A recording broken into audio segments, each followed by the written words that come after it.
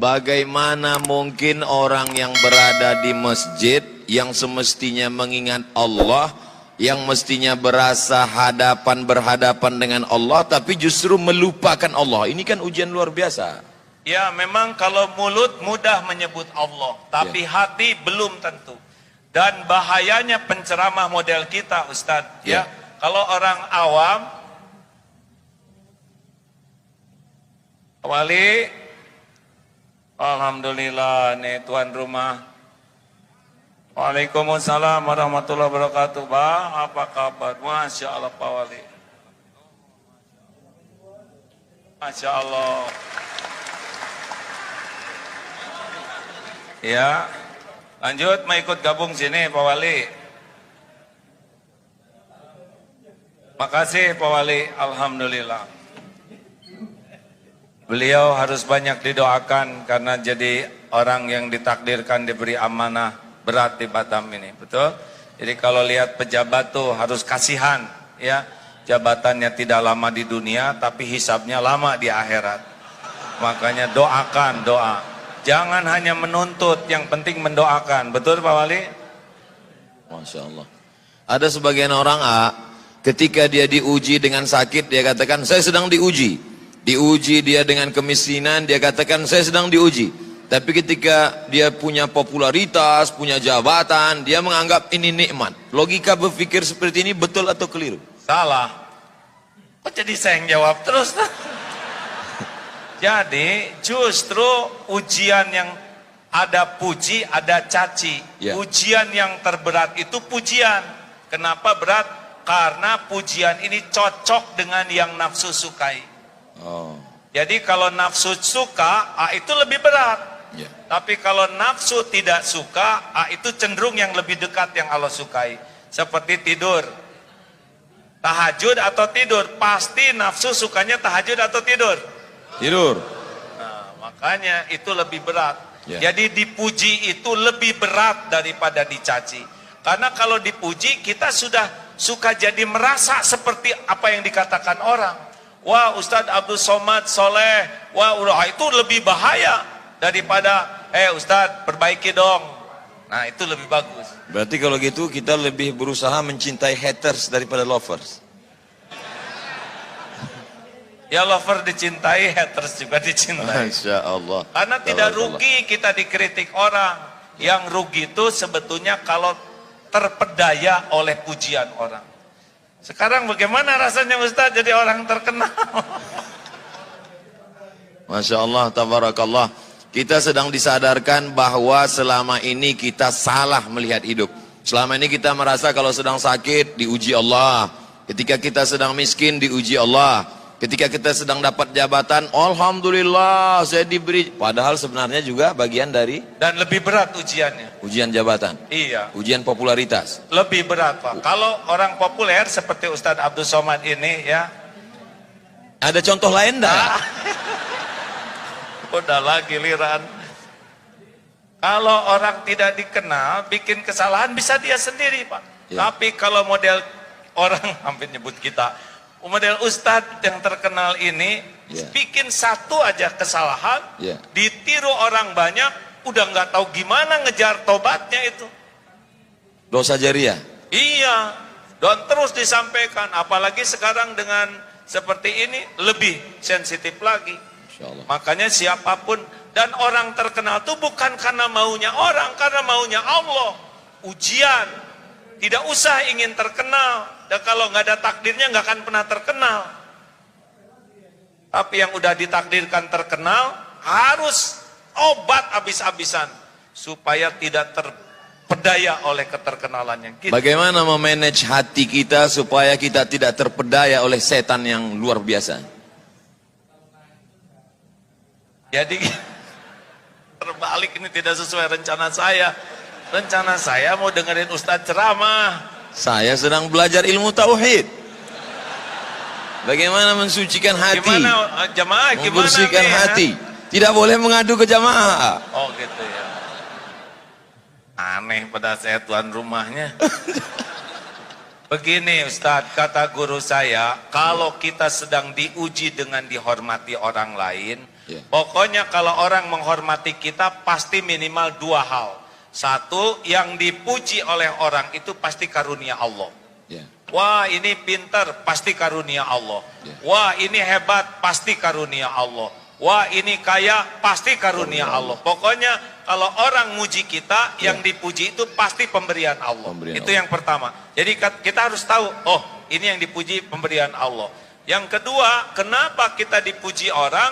Karena Allah menutupi aib, dosa, kejelekan dan kekurangan kita. Nah, kata guru saya, kalau kita sedang dikagumi orang, dipuji orang, sibuk lihat apa yang Allah tutupi daripada sibuk menikmati pujian penghargaan orang. Masya Allah, tabarakallah. Jadi sebenarnya ketika kita sedang dimuliakan, diagungkan, dihormati, disanjung tinggi, sebetulnya bukan prestasi kita, tapi karena pemberian pinjaman Allah, dan Allah menutupi aib cacat kita. Benar, dan itu ujian lebih berat daripada nggak ada yang muji. Kenapa Allah tidak buka? Itu semua karena sayang Allah kepada kita. Sayang Allah. Mungkin doa orang tua, mungkin kita pernah nolong seekor kucing, mungkin kita pernah ngasih minum burung, dan Allah suka dengan kebaikan kita, yang kita tidak merasa hebat dengan kebaikan itu, tapi Allah suka. Biasanya orang bicara tentang masalah dunia ini, dia melihat yang di luar, ekonomi, politik, sosial, budaya. Tapi lebih mengajak kita untuk melihat ke dalam. Sebenarnya masalahnya ada di dalam hati kita. Mengapa? Lah kan jelas sekali Ustaz, innallaha la yanzuru ila suwarikum wa amwalikum walakin yanzuru ila qulubikum wa a'malikum. Ya. Allah tuh tidak lihat rupa dan harta, tapi Allah melihat hati dan amal. Ustaz maaf ya, mungkin Ustaz apa? Ustaz lebih hafal tentang dalil yang 3 dihisab pertama. Ya. Yang pertama mujahid. Ya. Yang merasa berjuang sampai terbunuh di medan perang. Ya. Dan ketika dihisab, ditampakkan nikmat, dia mengakuinya. Apa yang kau lakukan? Ya Allah, saya sudah berjuang sampai saya mati di medan perang. Saya lakukan lillahi ta'ala. Apa Allah menjawabnya? Kadzabta, dusta kamu, bohong kamu. Ya. Kamu berjuang karena ingin dianggap pemberani, dan sudah engkau dapatkan pujian itu. Akhirnya dia diseret, tertelungkup, masuk ke dalam neraka. Bukan kurang perjuangannya, bukan kurang pengorbanannya, bukan kurang pengakuannya, yang kurang cuma satu. Hatinya lebih suka dipuji oleh manusia daripada kedudukan di sisi Allah. Walaupun dalam pandangan manusia dia seorang mujahid, mati jihad fisabilillah, berdarah-darah. Iya, tapi Allah kan tahu hati orang. Yang kedua, orang yang belajar agama dan yang mendakwahkannya seperti Ustadz Abdul Somad, Ustadz yang lain. Iya. Belajar sampai ke Mesir, sampai ke Maroko. Itu yang kedua. Merasa lama di Arab. Aduh. Padahal onta lebih lama. Yang kedua. Yang ketiga kita akan lanjutkan setelah yang satu ini. Minum dulu. Oh. Minum dulu Ustadz. Ini lagi seru-serunya kita minum. Fadal. Masya Allah, tabarakallah. Yang kedua itu yang belajar agama dan mendakwahkannya, belajar Quran dan membacanya. Tidak semua ke surga. Jadi jangan kaget kalau di akhirat, na'udzubillahi min zalik, ada ulama yang terkenal di dunia tapi tidak ke surga. Ilmunya luas, dalilnya bagus, baca Qurannya fasih, hafal Quran, tapi ketika dihisab, kadzabta, dusta kamu. Kamu belajar agama dan dakwah karena ingin dianggap alim, dianggap ulama, dai, kondang, dan sudah engkau dapatkan di dunia, diseret tuh ke neraka. Engkau ingin dianggap qori dan sudah engkau dapatkan. Tidak kurang ilmunya, tidak kurang Qur'annya, yang kurang satu saja. Apanya Ustaz? Keikhlasan hati. Hatinya. Ketulusan karena Allah. Jadi enggak cukup kita sibuk beramal kalau tidak mujahadah membersihkan hati. Dan cuma satu penyebabnya. Dia senang dengan kedudukan di sisi manusia dengan menggunakan amalan akhirat. Itu yang membuat Allah marah. Mencari kedudukan dunia dengan berbagai macam bunga-bunga keindahannya justru dengan amal akhirat. Ya, itu yang membuat Allah. Padahal yang diinginkan Allah, tundukkan dunia untuk memperoleh akhirat. Iya, coba jelaskan itu Ustaz. Yang ketiga, Ini saya sering cerita ini antara dunia dan akhirat ya. Mana yang kira-kira lebih tidak disukai Allah? Bu, akhwat, mana yang berbahaya bagi seorang wanita? Ingin kelihatan cantik atau ingin kelihatan solehah? Jangan ini aja ke sini, Ustaz. ya. Mana yang bahaya Ya. bagi seorang wanita? Ingin Ya. kelihatan cantik atau ingin kelihatan solehah? Harus kita voting nampaknya. Oh gitu. Mungkin mereka ingin kelihatan cantik. Karena oleh sebab itu maka karena banyak lelaki ingin perempuan itu lebih cantik daripada ingin solehah, makanya perempuan lebih banyak mempercantik diri daripada mempersolehah diri. Wah, benar. Saya baru dapat dari grup WhatsApp. Oh gitu. Tapi yang bahaya tuh ingin kelihatan soleha. Kalau wanita ingin kelihatan cantik, fitrahnya. Ya. Kalau lelaki ingin kelihatan cantik, LGBT ya. Bolehkah Bu, wanita ingin kelihatan cantik? Jawab, boleh tidak? Yang mantap boleh tidak? Untuk siapa? Suami siapa? Masya Allah, tabarakallah. Ikhfar ibu-ibu. Kalau wanita ingin kelihatan solehah, pasti menggunakan hak Allah. Jadi lebih nunduk, subhanallah. Yang harusnya zikir untuk Allah, tapi dia ingin dipuji oleh orang ahli zikir. Dan itulah yang membuat Allah marah, karena dia menggunakan amalan hak Allah untuk cari pujian manusia. Itulah sebabnya ustadz, ulama, qori'ah berbahaya. Giliran ustadz, ya. Jelaskan ustadz, jangan nanya terus. Ketika sekarang orang berbicara tentang masalah ancaman-ancaman yang luar biasa, disintegrasi bangsa, kemudian bully pada ulama, kemudian dengan berbagai macam masalah. Sebetulnya masalah ini di luar atau masalah manusia ini di dalam? Gak ngerti Ustaz, kurang jelas pertanyaannya. Lebih bagus ini. Masalah manusia ini sebetulnya masalah ekstern di luar, masalah ekonomi, masalah sosial, masalah politik, atau dia sebetulnya punya masalah di dalam dengan hatinya kotor, dan bagaimana cara mensucikan tazkiyatun nafs, dan apa hubungannya dengan tauhid? Selalu mengkaji tentang masalah tauhid. Apa sebenarnya target dari tauhid? Saya belum pernah ditanya kayak gini terus-terusan hadis. Duduk bersama seorang yang lebih faham tentang masalah kehidupan. Ada ilmu yang tersurat, ada yang tertulis, tapi ada yang tersirat. Inna fi khalqis samawati, dalam penciptaan langit, tidak tersurat, tidak ada dalam tulisan, tidak dikatakan oleh ulama, tapi dia dapat ditangkap. Ittaqu firasatal mu'min, takutlah kamu pada firasat orang beriman. Fa innahu yanzuru binurillah, dia bukan memandang dengan matanya, tapi dia dengan memandang dengan pandangan Allah yang diberikan Allah pinjaman kepada dia. Maka duduk sejenak dengan orang berilmu sama dengan duduk berjam-jam bahkan berhari-hari di perpustakaan. Kita nikmati duduk bersama dengan orang berilmu ini, maka kita ambil semuanya, mudah-mudahan jadi bekal kita di masa akan datang. Takbir. Semangat mereka. Kita dengarkan jawabannya.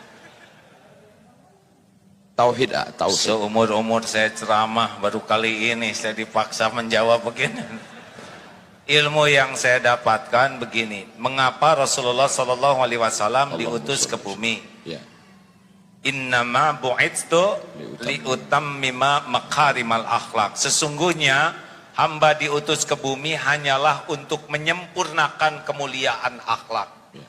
Beliau bersimbah keringat, air mata, bahkan darah, agar kita semua memiliki akhlakul karimah.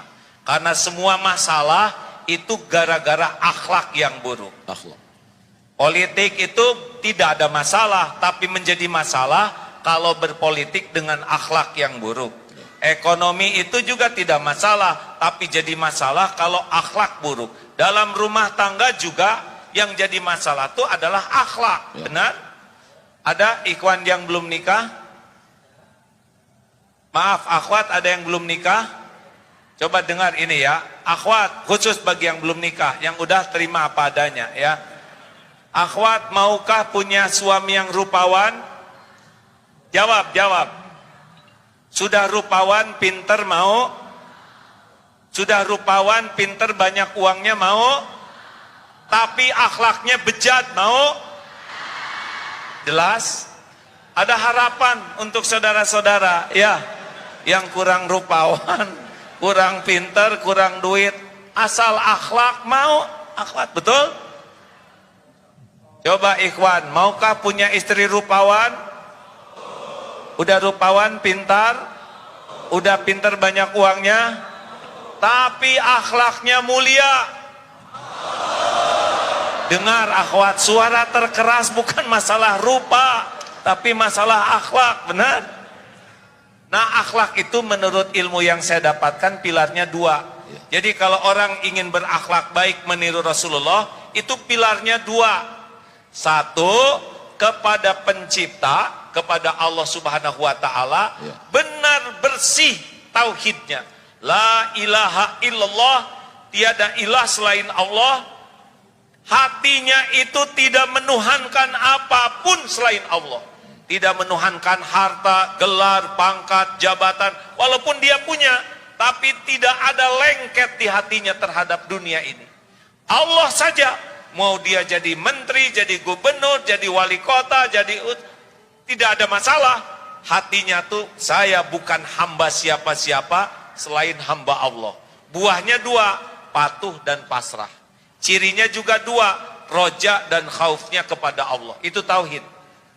Nah, yang kedua, kaki yang kedua adalah kepada ciptaan. Ciptaan Allah. Makhluk. Rahmatan lil alamin. Kepada pencipta bertauhid, kepada ciptaan rahmatan lil alamin. Penuh kasih sayang, keinginan agar orang-orang itu punya nikmat iman, bisa selamat dunia akhirat. Itu Ustadz yang saya tahu. Itu makanya AA Gim selalu mengkaji masalah tauhid, bahkan pondoknya Darut Tauhid. Pertanyaan yang menggumpal, mengkristal di kepala kita selama ini, mengapa tauhid?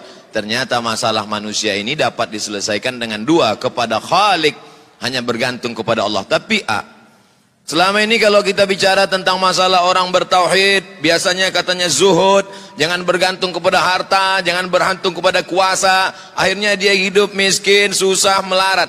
Tapi Agim ada yang unik. Dia bicara tentang tauhid, bicara tentang zuhud, tapi dia kaya raya. Motornya gede.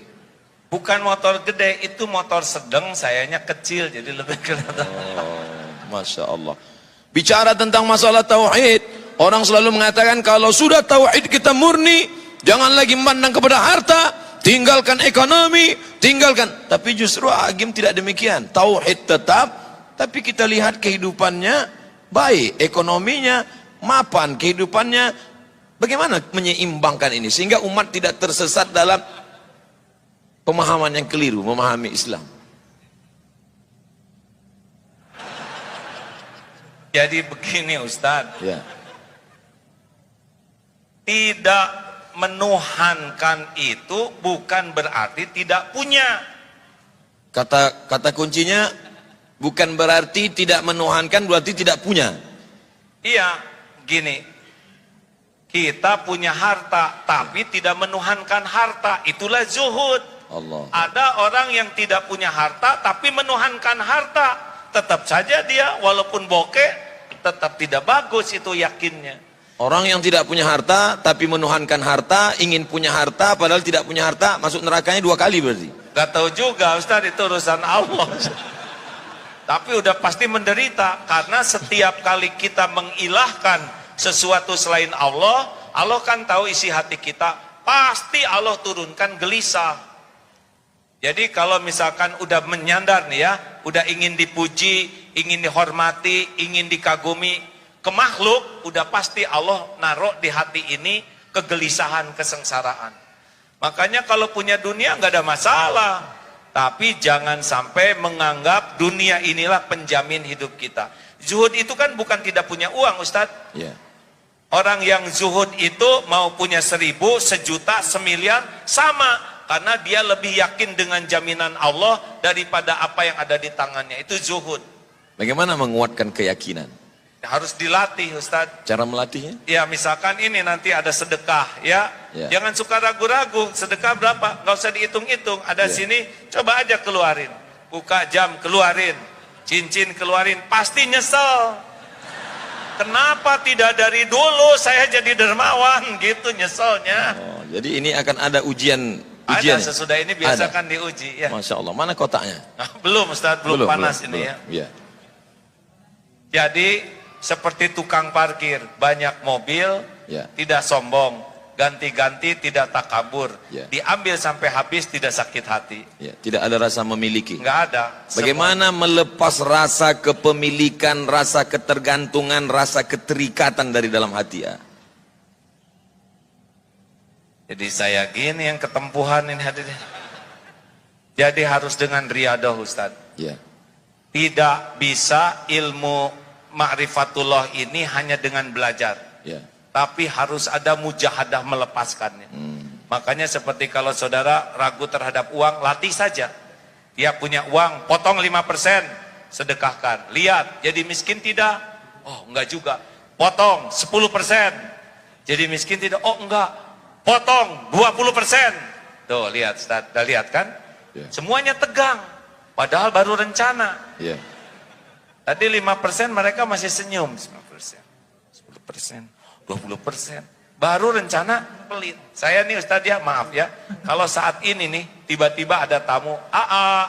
Saya mau ngasih uang ke ya. Boleh ngasih ke saya misalkan sekarang 20 miliar. Bro aja gini. Udah nggak ribet Pak. Saya bagi 2, 10 miliar untuk ikhwan, 10 miliar untuk akhwat. Sok bagikan. Gitu Ustadz.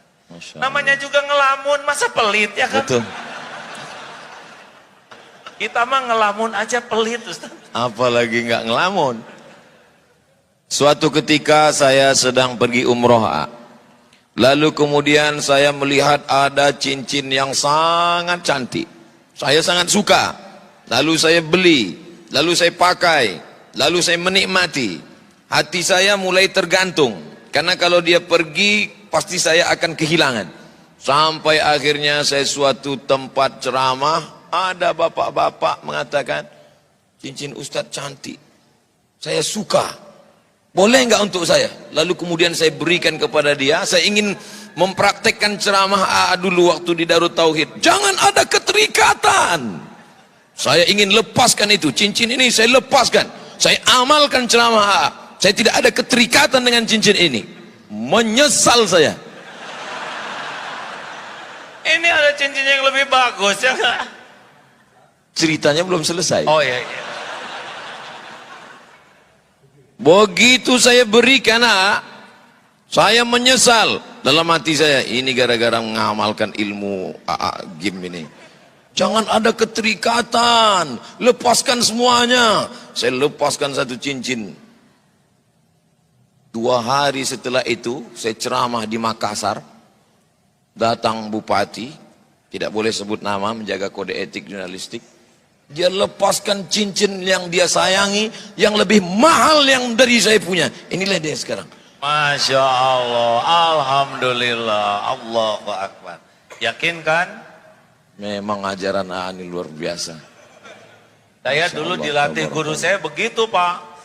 Pokoknya berikan, sekarang udah nggak riadoh lagi ya. Saudara jangan mengharap-harap apa-apa ya. Makanya saya nggak begitu bawa apa-apa, takut diminta. Dulu sama Ustadz, punya cincin ada lafaz Allah, bagus kata guru, kasihkan. Sampai dulu sekali, baju itu sampai tinggal 1 Ustadz, baju untuk ceramah. Nah malam minggu itu saya ingat ceramah di Jatinangor. Jatuh karena ceramahnya di kampung. Tes, kedengaran Bu? Jelas?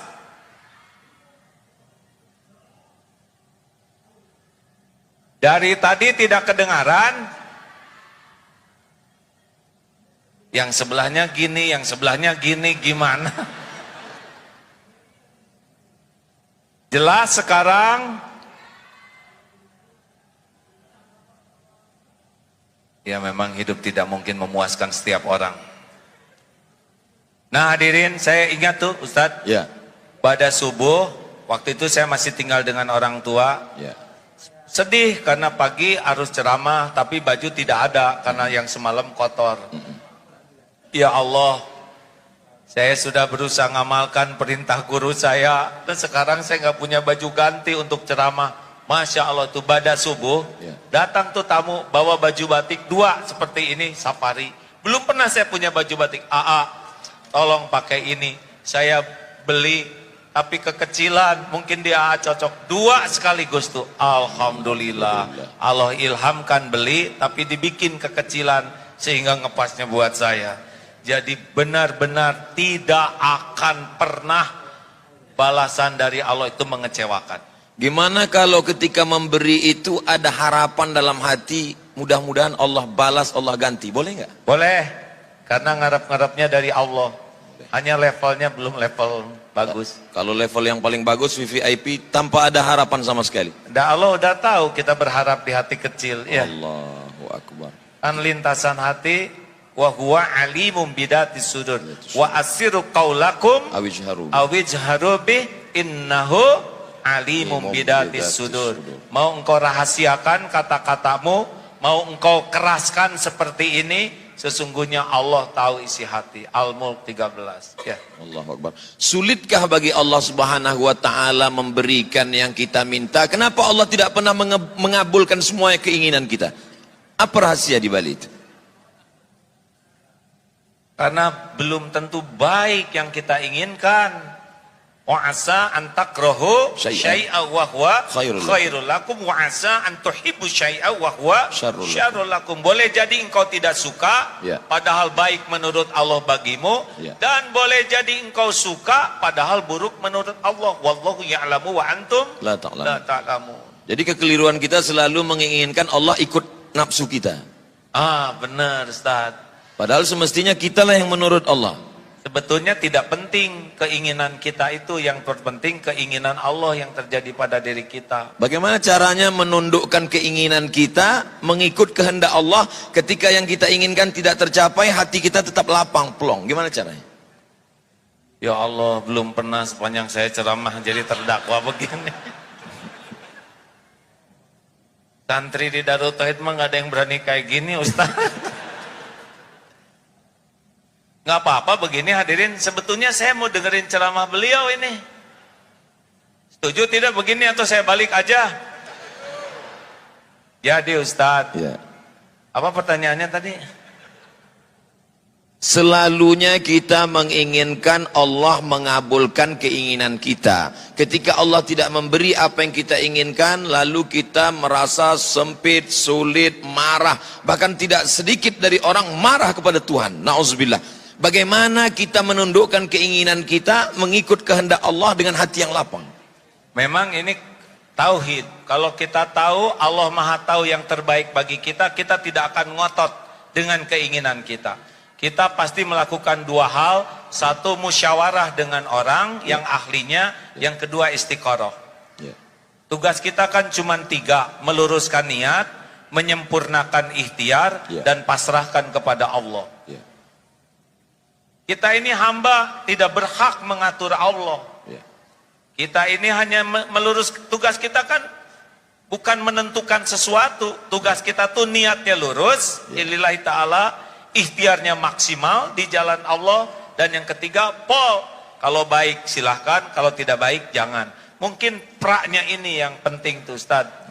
Kalau orang tidak pakai prolog niat cara yang benar dan tawakal, pasti luka. Ini kan prinsip luka di hati itu kan karena melekat. Seperti perangko melekat di amplop, ketika dicopot robek dia. Nah, kemelekatan hati kita, lengketnya hati dengan sesuatu, itulah yang bikin kita banyak sakit hati. Karena melekat. Melekat, kayak pengen dipuji, orang tidak muji, sakit hati. Pengen dihormati, orang tidak menghormati, sakit hati. Gitu. Keinginan sumber penderitaan. Oh ya? Iya benar juga. Ada lagunya itu, Pak. Coba Ustadz jelaskan lagu keinginan sumber penderitaan. Semakin besar keinginan, semakin besar hawa nafsu, semakin besar kekesalan dan penderitaan ketika tidak terkabul. Karena kita sudah membuat suatu obsesi-obsesi besar. Tapi kalau kita lihat hadis Nabi SAW, Nabi berkata, saat aku lihat percikan batu pertama, kamu akan membebaskan Rom. Saat aku lihat percikan batu pertama ketika menggali Khandak Parit, ketika berbenturan pacul besi itu dengan batu, aku melihat cahaya, kamu akan membebaskan Yaman, kamu akan membebaskan Syam, kamu akan membebaskan Rom. Apa beda obsesi keinginan dengan cita-cita? Karena Nabi mengajarkan kita punya cita-cita tinggi. Ada dalilnya, ihris ala ma yanfa'uk wasta'in billah wala ta'zaz. Yang lanjutan dari al-mu'minul qawi. Ya, ahabbu ilallah minal mu'min. Ya, al-mu'minul qawi khairun wa ahabbu ilallah minal mu'mini dhaif wa fi kullin khairun. Ya. Mukmin yang kuat lebih baik dan lebih dicintai Allah daripada mukmin yang lemah, walau pada keduanya ada kebaikan. Ya. Ihris ala ma yanfa'uk.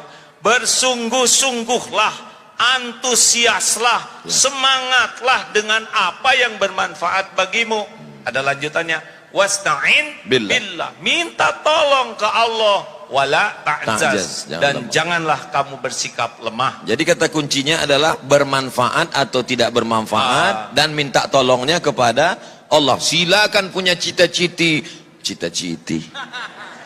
setinggi bintang di langit, tapi jangan pernah lepas dua, bermanfaat atau tidak bermanfaat. Cita-cita ingin jadi gubernur boleh apa enggak? Boleh. Bukan obsesi, bukan menurut hawa nafsu. Tergantung dalam bayangannya gubernur itu apa. Bahkan cita-cita jadi ulama juga harus dipertanyakan. Ya. Kamu ingin jadi apa? Saya pengen jadi ulama. Kenapa? Karena ulama itu keren, dihormati orang, pulangnya dapat amplop. Dunia itu bukan pengen akhirat.